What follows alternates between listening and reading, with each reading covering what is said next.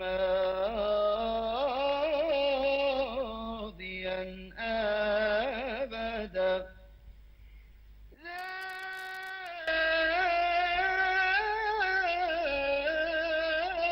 توبة فيك أيضا ماضيا أبدا. إن الحمد لله نحمده ونستعينه ونستغفره ونتوب إليه ونعوذ بالله من شرور أنفسنا وسيئات أعمالنا. من يهده الله فلا مضل له ومن يضلل فلا هادي له. ونشهد أن لا إله إلا الله وحده لا شريك له ونشهد أن محمدا عبده ورسوله. اللهم صل وسلم وبارك عليه وعلى آله وأصحابه أجمعين. يا أيها الذين آمنوا اتقوا الله حق تقاته ولا تموتن إلا وأنتم مسلمون. يا أيها الناس اتقوا ربكم الذي خلقكم من نفس واحدة وخلق منها زوجها وبث منهما رجالا كثيرا ونساء واتقوا الله الذي تساءلون به والأرحام إن الله كان عليكم رقيبا. يا أيها الذين آمنوا اتقوا الله وقولوا قولا سديدا يصلح لكم أعمالكم ويغفر لكم ذنوبكم ومن يطع الله ورسوله فقد فاز فوزا عظيما. أما بعد فإن أصدق الحديث كتاب الله وخير الهدي هدي محمد صلى الله عليه وسلم وشر الأمور محدثاتها وكل محدثة بدعة وكل بدعة ضلالة وكل ضلالة في النار. ثم أما بعد chers frères et sœurs en islam, chers téléspectateurs auditeurs de Bonferré, assalamu alaikum wa rahmatullahi ta'ala wa barakatuh. Soyez les bienvenus à l'écoute de votre émission islamique hebdomadaire, ou plutôt votre école islamique, là où nous avons l'habitude de nous rencontrer et d'apprendre les uns des autres. J'ai prié Allah subhanahu wa ta'ala de nous faire profiter tous ensemble de ces quelques instants que nous allons passer ensemble dans sa voie, dans la recherche du savoir en vue de son application, afin que ce savoir ne soit pas un argument contre nous, mais plutôt un argument à notre faveur le jour où nous rencontrerons notre Seigneur Allah subhanahu wa ta'ala. Yawma la yanfa'u malun wa la banun illa man ata Allah bi qalbin salim. Jour où ni bien ni enfant ne seront d'aucune utilité, hormis pour celui qui regagne son Seigneur avec un cœur saint. Rappelons-nous notre triple responsabilité envers le savoir. La première responsabilité, c'est son application. La deuxième, c'est plutôt l'acquisition. La deuxième responsabilité, c'est son application. Et la troisième responsabilité, c'est sa transmission aux autres, comme il nous a été transmis par les prédécesseurs, et ce, conformément à la recommandation de notre prophète bien-aimé Muhammad sallallahu alayhi wa sallam, lorsqu'il dit « Ballighu anni walaw aya » transmettez de ma part, ne serait-ce qu'un verset. Qu'Allah subhanahu wa ta'ala nous bénisse tous, qu'il bénisse nos vies, qu'il bénisse nos familles, qu'il bénisse nos enfants, qu'il bénisse nos œuvres, qu'il bénisse notre cher pays, le Niger et son peuple, et qu'il nous conforme davantage à sa sainte volonté partout et toujours. Amin. Ya Rabbal Alamin. Ceci dit, chers frères et sœurs en islam, chers téléspectateurs et auditeurs, le thème de notre émission de ce soir est comment maintenir le contact avec Allah subhanahu wa ta'ala. Ce thème vient donc après la fin de saison donc spirituelle de l'année 1445. Nous sommes maintenant dans l'année 1446 avec son premier mois, le mois de Muharram, qui est un mois sacré à propos duquel le prophète sallallahu alayhi wa sallam a dit que le meilleur jeûne après celui du Ramadan, c'est le jeûne de ce mois que vous appelez le mois d'Allah, que vous appelez donc Al-Muharram. Par conséquent, chers frères et sœurs, c'est déjà le début d'une nouvelle série de saisons spirituelles qui a débuté avec le premier mois de l'islam, le premier mois donc de l'Hégire, à savoir Al-Muharram. Louange à Allah, Seigneur de l'univers, l'unique, l'éternel, indépendant, qui n'a besoin de rien alors que tout a besoin de lui. Et rien ne peut se passer de lui, ni dans les cieux, ni sur la terre, ne serait-ce qu'un bref instant. Oui, rien ne peut se passer d'Allah subhanahu wa ta'ala, ni dans les cieux, ni sur la terre, ni entre les deux, ne serait-ce qu'un bref instant. Parce que tout a besoin de lui subhanahu wa ta'ala. Tout est besoin par rapport à lui subhanahu wa ta'ala. Par conséquent, rien ne peut se passer de lui, ne serait-ce qu'un moment, un bref moment. Donc, il a légiféré, il a recommandé plutôt à ses serviteurs croyants de se souvenir de lui et de lui être reconnaissant dans tous leurs états, dans toutes leurs situations et dans tous leurs mouvements. Qu'on soit debout, assis ou couché, ce sont les trois positions de l'homme, où on est debout, où on est assis, où on est couché, eh bien, dans toutes ces situations, dans tous ces états, dans tous ces mouvements, il ne faut jamais couper avec Allah subhanahu wa ta'ala. Il faut donc garder le contact, et c'est la raison pour laquelle les saisons spirituelles que nous avons traversées, à savoir la saison de Ramadan, la saison de Hajj, la première décade de Zulhijjah, eh bien, toutes ces saisons nous ont permis de garder le contact, d'être en contact avec Allah subhanahu wa ta'ala. Mais l'islam nous enseigne d'être assidu.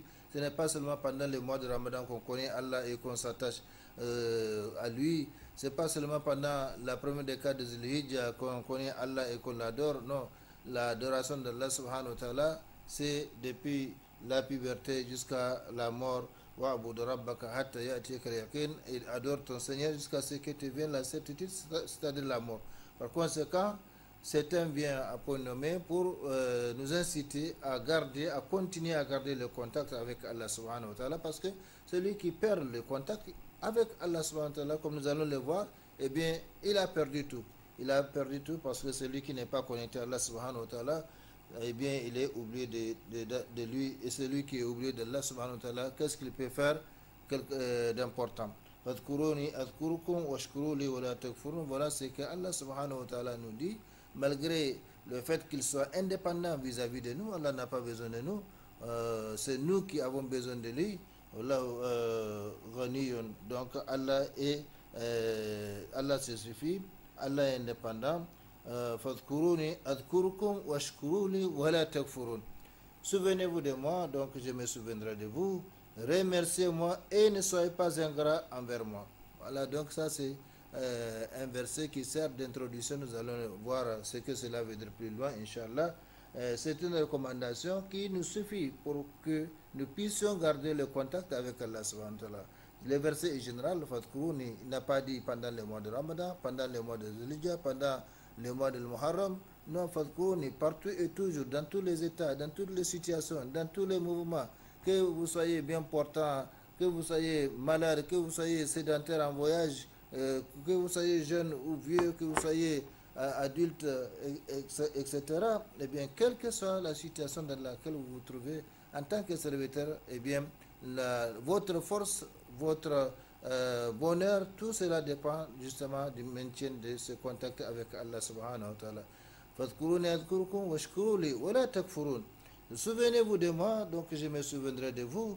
Remerciez-moi et ne soyez pas ingrat envers moi. L'ingratitude envers Allah subhanahu wa ta'ala, c'est quelque chose qui rend donc les bienfaits d'Allah subhanahu wa ta'ala. La in shakartum la azidannakum, dit Allah subhanahu wa ta'ala. Si vous êtes reconnaissant, eh bien, j'augmenterai mes bienfaits pour vous. Je bénirai mes bienfaits pour vous. Mes bienfaits, mes dons, etc. Au contraire, si vous êtes ingrat, eh bien, sachez que le châtiment d'Allah subhanahu wa ta'ala est dur. Que les prières d'Allah, son salut, ses miséricordes et ses bénédictions soient sur notre prophète et guide Muhammad sallallahu alayhi wa sallam, sur sa sainte famille, ses fidèles compagnons et tous ceux qui emboîteront leurs pas dans les chemins de bien jusqu'au jour de la résurrection. Il a rapporté sallallahu alayhi wa sallam de son Seigneur les récits sacrés suivants. Les récits sacrés, nous l'avons toujours expliqué.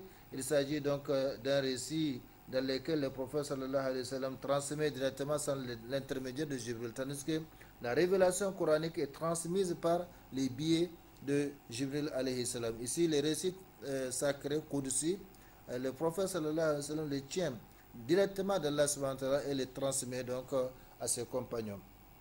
Alors, qu'est-ce que Allah subhanahu wa ta'ala nous dit dans ces versets, dans ces récits sacrés, dans ces récits donc saints? Ana inda dhanni abdi bi wa ana ma'ahu idha dhakarani. فإن ذكرني في نفسه ذكرته في نفسي وإن ذكرني في ملئ ذكرته في ملئ خير منهم وإن تقرب إليه شبرا تقربت إليه ذراعا وإن تقرب إليه ذراعا تقربت إليه باعا وإن أتاني يمشي أتيته هرولا. Allahu Akbar. Celui qui comprend l'arabe, il a tout compris. Et c'est rien que ce récit qudsi sacré, eh bien, nous suffit pour chercher à garder le contact avec Allah subhanahu wa ta'ala. Parce que ces récits sacrés nous enseignent la réciprocité de comportement. La réciprocité de comportement, comme nous allons le voir à travers ces thèmes. Comment Allah nous incite à ne pas l'oublier, comment Allah nous incite à nous souvenir de lui. Tout cela en vue de recevoir la réponse réciproque. Parce que celui qui pense à Allah, celui qui se souvient d'Allah, celui qui fait mention d'Allah, subhanahu wa ta'ala, eh bien Allah fait également donc sa mention. Alors que veut dire les hadiths? Ana inda dhanni abdi bi. Je me tiens vis-à-vis de mon serviteur conformément à l'opinion qu'il s'est fait de moi. Et je suis avec lui quand il me mentionne, c'est-à-dire tant qu'il me mentionne, tant qu'il se souvient de moi. Donc, conformément à l'opinion qu'il s'est fait de moi. C'est pourquoi dans un autre hadith, qu'il pense donc de ce qu'il veut. Si c'est le bien, il l'aura, si c'est le mal, il l'aura. Et c'est pourquoi l'islam recommande d'avoir toujours une bonne opinion vis-à-vis d'Allah subhanahu wa ta'ala. Quelle que soit la situation dans laquelle on se trouve. Ce n'est pas parce qu'on est pauvre qu'on doit avoir une mauvaise opinion, une mauvaise pensée vis-à-vis d'Allah subhanahu wa ta'ala. Ce n'est pas parce qu'on est malade qu'on doit avoir une mauvaise pensée, une mauvaise opinion vis-à-vis d'Allah subhanahu wa ta'ala. Ce n'est pas parce qu'on manque de ceci, on manque de cela, qu'on doit avoir une mauvaise opinion. Au contraire, dans toutes les situations, dans tous les états, dans tous les mouvements, dans tout ce que nous faisons, ce que nous disons, la façon dont on se comporte, eh bien, il faut toujours avoir une bonne opinion vis-à-vis d'Allah subhanahu wa ta'ala. Allah subhanahu wa ta'ala ne nous a pas créés pour nous châtier. Au contraire, nous a créés pour nous honorer, donc pour nous donner ces dons, comme il est dit dans une tradition, kuntu kanzan makhfiyan fa'aradtu an a'raf fa khalaqtu al-khalqa liya'rifuni. C'était un trésor caché. Je voulais être connu par donc mes créatures. J'ai alors créé les créatures pour qu'elles me connaissent. Donc Allah subhanahu wa ta'ala est un trésor et en tant que musulman, en tant que croyant, il faut profiter donc de ces trésors. Je me tiens vis-à-vis de mon serviteur conformément à l'opinion qu'il se fait de moi. Et je suis avec lui quand il me mentionne, c'est-à-dire tant qu'il me mentionne. Comme le hadith, un autre hadith le dit, Allah ne se fatigue pas tant que vous ne vous lassez pas, tant que vous ne vous fatiguez pas. Donc Allah ne se lasse pas, Allah ne se fatigue pas. Tant que vous faites la mention de l'âme, eh bien Allah fait la mention, votre mention, c'est-à-dire votre rappel.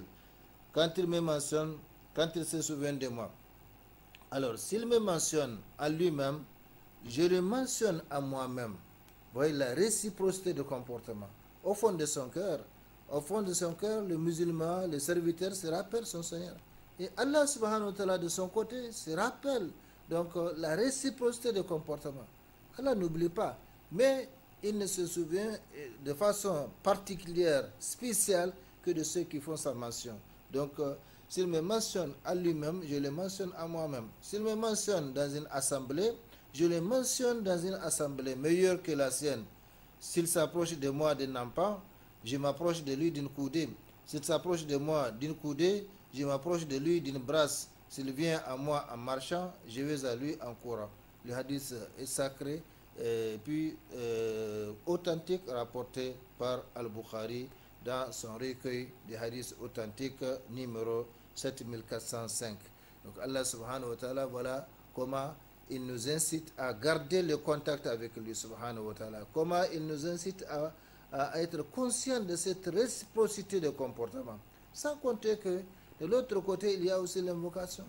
Allah subhanahu wa ta'ala, quand on l'invoque, il nous exauce. Même si la réponse d'Allah subhanahu wa ta'ala parvient de plusieurs façons. Parfois on comprend et parfois on ne comprend pas. Donc cette réponse d'Allah subhanahu wa ta'ala. Donc chers frères et sœurs, nous allons, Inch'Allah, ce que le temps nous permettra d'avoir par rapport à ce thème, nous rappeler ensemble la nécessité pour nous de rester en contact avec Allah subhanahu wa ta'ala. La nécessité pour nous de garder le contact avec Allah subhanahu wa ta'ala. Parce que la plupart de nos problèmes aujourd'hui, c'est justement la perte de ce contact. C'est justement la perte de la relation avec Allah subhanahu wa ta'ala. Et tout ce que nous cherchons ici-bas et dans l'au-delà, c'est dans la main d'Allah subhanahu wa ta'ala. بيدك الخير إنك على كل شيء قدير comme il l'a dit dans le noble Coran. Donc tous les biens se trouvent dans sa main, et les biens de ce bas monde, les biens de l'au-delà, et nous ne pouvons avoir quelque chose, même par les biais des autres créatures, que si Allah subhanahu wa ta'ala l'a décrété pour nous. Donc je reprends la tradition de ce hadith combien important. Je me tiens vis-à-vis de mon serviteur conformément à l'opinion que s'est fait de moi, et je suis avec lui quand il me mentionne. Vous voyez, mon serviteur, il n'a pas dit de telle couleur, de tel genre, de tel sexe, mon serviteur. Donc que ce soit la femme, que ce soit l'enfant, que ce soit le vieux, que ce soit l'arabe, le noir, le jaune, peu importe la couleur, peu importe la race, Allah subhanahu wa ta'ala, c'est lui qui a tout créé. Par conséquent, nous sommes tous ses serviteurs, et les meilleurs de ses serviteurs est celui qui donc se soumet plus à lui. Comme il a dit, les meilleurs de cœur. Donc le meilleur d'entre vous, celui qui, le plus noble d'entre vous, celui qui les craint. Donc pour les craindre, il faut les connaître. Je me tiens vis-à-vis de mon serviteur conformément à l'opinion qu'il s'est fait de moi. Et je suis avec lui quand il me mentionne. S'il me mentionne à lui-même, je le mentionne à moi-même. S'il me mentionne dans une assemblée, je le mentionne dans une assemblée meilleure que la sienne. C'est-à-dire, Allah subhanahu wa ta'ala, toi peut-être en tant que prêcheur ou prêcheuse, eh bien tu fais la mention d'Allah subhanahu wa ta'ala, tu parles d'Allah, tu parles de sa religion, tu parles de son prophète, Muhammad sallallahu alayhi wa sallam, tu parles de ses recommandations, de ses interdits, tu parles de ce qu'il a préparé pour ses serviteurs dans l'au-delà, comme récompense, comme bienfait, comme bienitude, tu parles de lui, de ce qu'il a préparé pour ses serviteurs, donc qui se rebellent contre lui, qui refusent de l'adorer, comme châtiment, etc.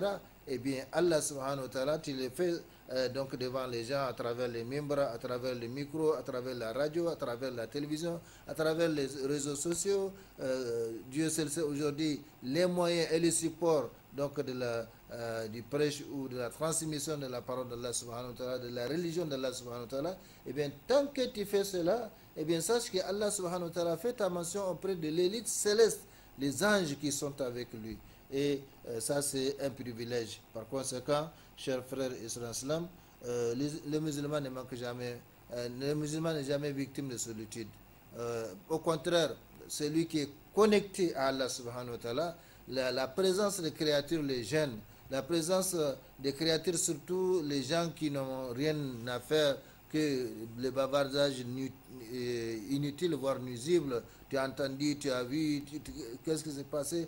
Eh bien, c'est lui qui est connecté à Allah subhanahu wa ta'ala. Ces genres de propos, ces genres de comportements, ces genres de compagnie, les jeunes, ils préfèrent plutôt être seul avec son Seigneur Allah subhanahu wa ta'ala, et donc faire sa mention, faire son zikr, comme nous allons le voir à travers donc ces thèmes et ce qui va suivre, Inch'Allah. Donc je suis avec lui quand il me mentionne. S'il me mentionne à lui-même, je le mentionne à moi-même.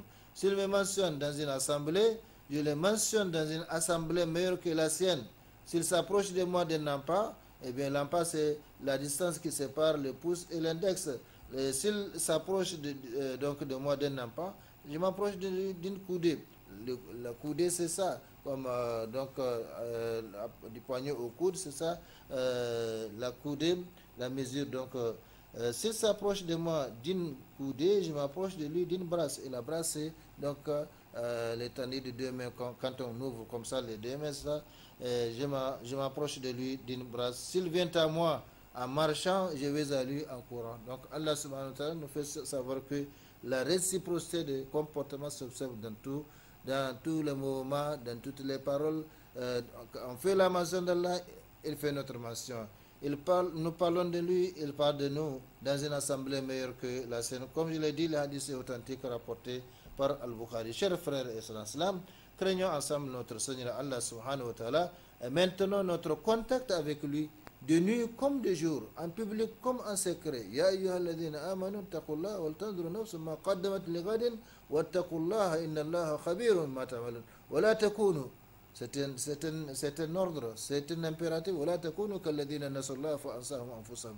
Donc Allah subhanahu wa ta'ala interpelle le Coran, et dans cette interpellation, il leur demande de ne pas l'oublier, parce que celui qui oublie Allah, eh bien Allah subhanahu wa ta'ala fera qu'il s'oublie lui-même, c'est-à-dire qu'il oublie sa propre âme, qu'il oublie sa propre destination, son propre bonheur terrestre et céleste. C'est ça donc les dangers de l'oubli d'Allah subhanahu wa ta'ala. le fait d'oublier Allah subhanahu wa ta'ala. Chers frères et sœurs en islam, craignons donc Allah, notre Seigneur, maintenant notre contact avec lui, de nuit comme de jour, en public comme en secret. Ce n'est pas seulement devant les gens, on fait semblant de craindre Allah subhanahu wa ta'ala, non. Comme je l'ai dit, au contraire, quand on est vraiment connecté à Allah subhanahu wa ta'ala, je vous jure que la présence des gens nous gêne, la présence des autres, surtout ceux qui n'ont que des bavardages inutiles, voire nuisibles, eh bien, ça nous gêne. Par conséquent, en public comme en secret, il faut craindre Allah subhanahu wa ta'ala. Il faut rester en contact avec lui subhanahu wa ta'ala. Nous étions en effet, depuis le mois de Shaban, dans les saisons de bienfaisance et d'adoration, et cela a continué jusqu'à l'après-saison du Hajj, c'est-à-dire jusqu'à la fin de l'année hijrienne 1445 qui vient donc de se terminer, et nous avons entamé une nouvelle année. Normalement, nous devrions, n'était-ce donc notre absence, parler donc de la nouvelle année, parler de la nécessité, voire l'obligation de tracer des programmes, parce que celui qui n'a pas de programme, eh bien, il va patauger dans sa vie. Et quand on patauge dans sa vie, on ne peut pas faire un bilan. Qu'est-ce qu'on a fait? Qu'est-ce qu'il reste à faire? Il faut nécessairement un programme. Et le début de l'année, d'une année, c'est l'occasion pour faire donc un programme et maintenant essayer de respecter ce programme au cours de l'année. C'est ainsi, chers frères et sœurs en islam, que doit être la vie du musulman, une vie liée en permanence à Allah le Très-Haut. En effet, quiconque est avec Allah, Allah sera toujours avec lui. Quiconque coupe sa connexion avec Allah, Allah coupera sa connexion avec lui. Et quiconque perd sa connexion avec Allah devient une proie facile pour Satan. Allah subhanahu wa ta'ala nous en préserve. Donc Allah subhanahu wa ta'ala, comme nous l'avons entendu dans les versets introductifs, fadhkuruni adhkurukum washkuruli wa la takfurun, et dans les versets que nous venons de citer, wa la takunu kalladhina nasullaha fa ansahum anfusahum, eh bien c'est une introduction donc de ne pas oublier Allah subhanahu wa ta'ala, au contraire de garder le contact, les souvenirs avec lui subhanahu wa ta'ala partout et toujours, quelle que soit la situation, quel que soit l'endroit où on se trouve, quel que soit l'état de